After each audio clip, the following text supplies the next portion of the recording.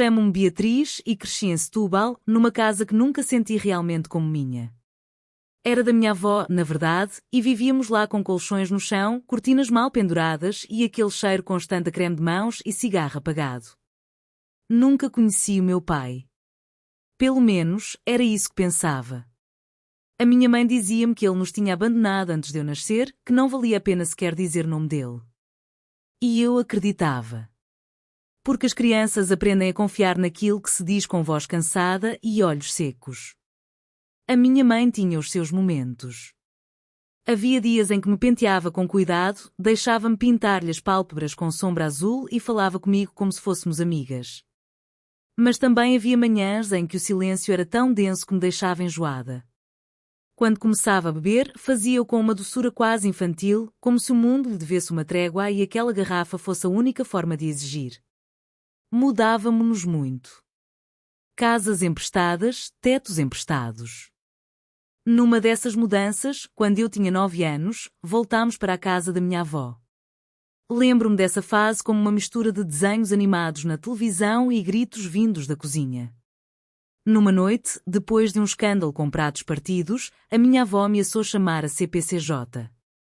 Disse que não ia permitir que aquela miúda crescesse a ver o mesmo que a mãe tinha vivido. A minha mãe saiu nessa madrugada sem dizer nada. Voltou 3 dias depois com os olhos vermelhos e um saco de pães de leite. Como se isso apagasse tudo. Foi também nessa altura que a minha avó me falou, pela primeira vez, do meu pai. Não disse muito. Só que ele não era o que a minha mãe dizia. Que ele tinha querido ver-me. Que até tinha mandado cartas. Cartas que a minha mãe nunca me mostrou. A ideia dele começou a acompanhar-me como uma sombra nova. Não era culpa nem ressentimento, ainda não sabia sentir isso. Era mais uma curiosidade com forma de pergunta, e se ele realmente me quisesse? Conheci-o aos 11. Chamava-se Miguel. Apareceu em casa numa tarde, depois da minha avó o exigir à minha mãe. Trazia uma camisa amarrotada e uma caixa de bolo de natas que parecia demasiado branca para a nossa mesa. Abraçou-me com uma timidez que reconheci logo. Não era um abraço de pai. Era o de alguém que tem medo de partir o que acabou de começar a segurar. Nessa noite sonhei com ele. Não como um herói, nem como um fantasma. Apenas como alguém que esperava lá fora, sem saber se tinha permissão para entrar. A minha mãe não disse nada depois daquela visita. Só me olhava de lado durante dias. Como se eu lhe tivesse falhado em alguma coisa. Como se agora houvesse 2 versões da história e eu estivesse a trair a dela. Mas eu era apenas uma rapariga com um nome emprestado, uma cama partilhada e a primeira faísca de dúvida a bater no peito. Depois daquele primeiro encontro, o Miguel começou a aparecer com mais frequência. Não trazia presentes nem promessas, só coisas pequenas, uma caneta bonita para a escola, um caderno com o meu nome escrito à mão, um saco de tangerinas descascadas como as que se vendem à porta do mercado. Sentava-se comigo a fazer os trabalhos de casa, mesmo quando não percebia grande coisa, levava-me a tomar um galão ao café da esquina e contava-me histórias de quando era miúda em Algesur, histórias de calor, de terra batida e bicicletas sem travões. A minha mãe, por sua vez, começou a falar menos. Mas os silêncios dela doíam mais que qualquer grito. Um dia, enquanto dobrava roupa na sala, largou: "Ele não te quer. Está só a fingir que é bom pai porque o obrigaram. Vai-se fartar." Disse isto sem me olhar. Como se não fosse comigo. Eu tinha 12 anos e ainda achava que tudo podia resolver-se se fosse boa filha. Os anos foram passando num equilíbrio estranho. Ia à casa do Miguel há alguns fins de semana. Tinha um apartamento pequeno mas arrumado, deixava-me escolher o filme que víamos e falava comigo com cuidado, como se cada palavra pudesse ser uma peça frágil. Nunca mencionava a minha mãe. E isso, por mais estranho que pareça, ajudava-me. Mas sempre que voltava, a minha mãe olhava para mim como se eu tivesse ido ter com o inimigo. Às vezes zangava-se sem motivo, porque deixei a toalha molhada no lavatório, porque não lhe disse que ia jantar fora, porque não atendi logo o telefone. Comecei a calar mais. A dividir-me sem querer. Era uma Beatriz com o Miguel e outra com ela. Aos 14, tudo rebentou. A minha mãe perdeu mais um emprego por aparecer embriagada. Fomos despejadas. Foi o Miguel que veio buscar nessa noite.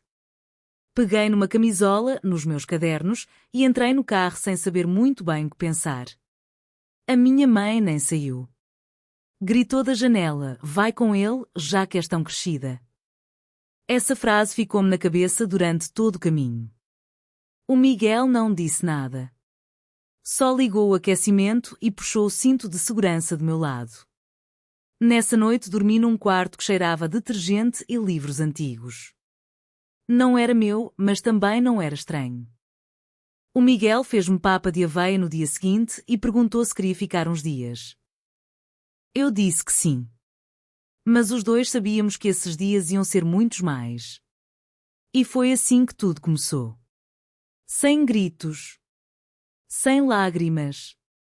Só uma manta emprestada, uma tigela de papa morna e o silêncio de uma mãe que decidiu deixar de tentar.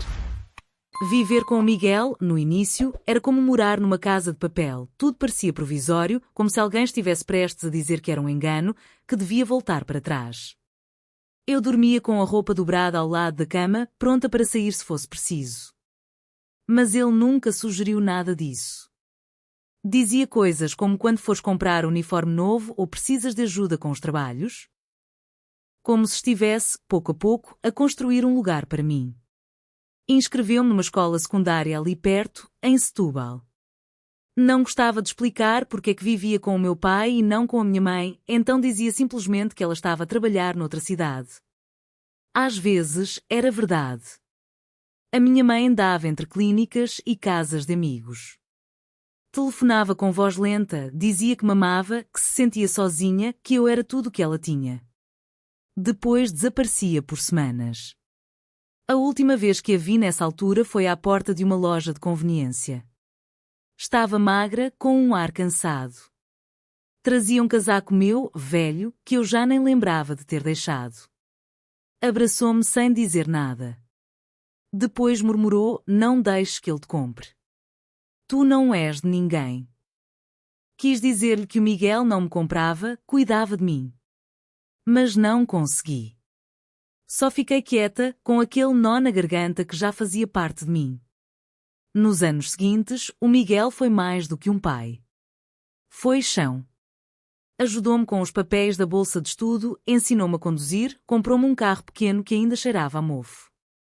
Nunca falou mal da minha mãe. Só ouvia quando eu precisava. E dizia: a tua história é tua, filha.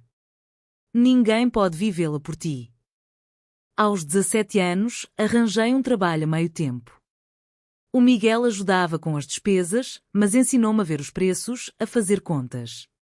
Eu achava que estava a preparar-me para uma vida organizada, com regras, onde tudo fazia sentido.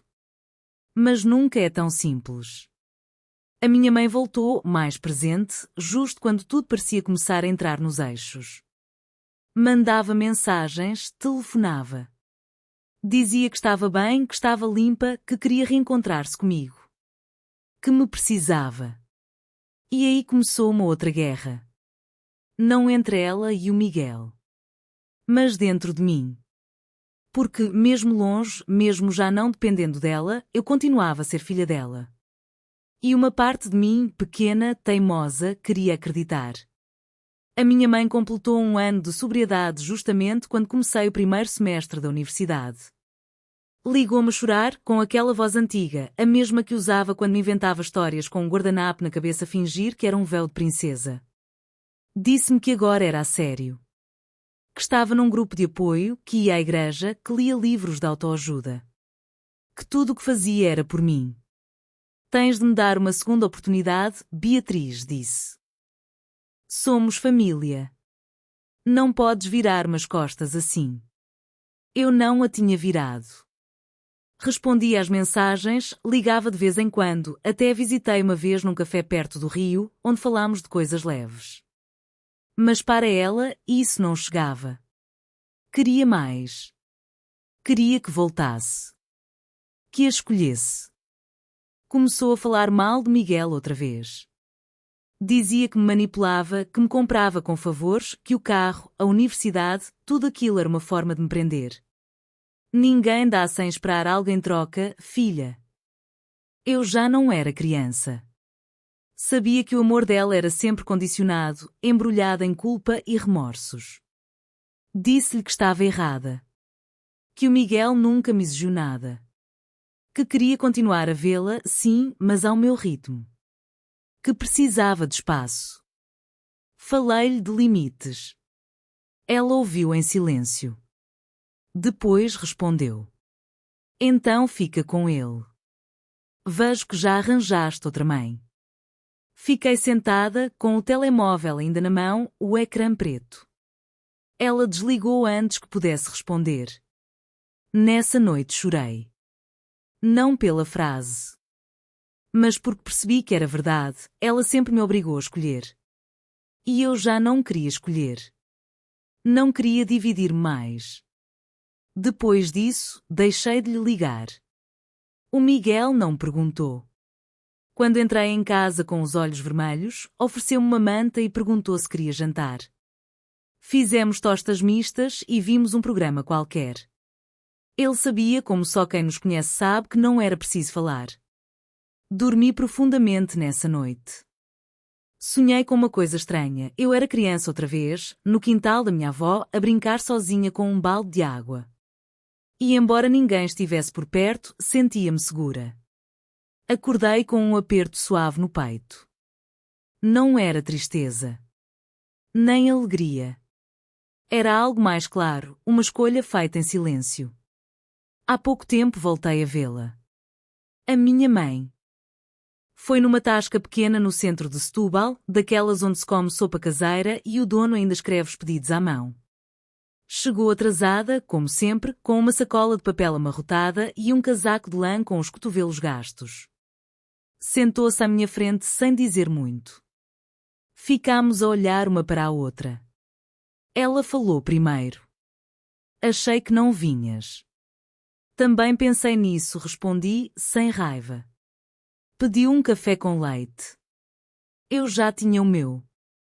Falou de coisas soltas, do grupo de apoio, de uma senhora com quem trocava livros, de um curso de costura que queria fazer. Eu ouvia, sem pressa. Não por pena. Por respeito. Depois a voz dela ficou baixa. Falhei contigo. Não uma vez. Várias. E agora tu já és outra pessoa. E eu não sei se ainda tenho lugar na tua vida. Demorei a responder. Olhei para a minha chávena, depois para as mãos dela, finas, trêmulas. Lembrei-me de quando seguravam as minhas para atravessar a estrada. Agora pareciam frágeis, distantes. Não se trata de ter lugar, disse-lhe. Trata-se de não ocupar o mesmo lugar de antes. Esse já não existe. Eu mudei. Tu também, talvez. Mas não somos as mesmas. Ela assentiu. Não chorou. Isso surpreendeu-me. Só disse. Está bem. E estava. Não nos tocamos. Não prometemos nada. Pagámos cada uma a sua parte. Despedimos-nos com um abraço leve, quase mecânico. Como duas conhecidas que se desejam melhor, mas que já não falam a mesma língua. Quando voltei para casa, o Miguel estava a ver futebol com os pés em cima da mesa. Ofereceu-me uma cerveja.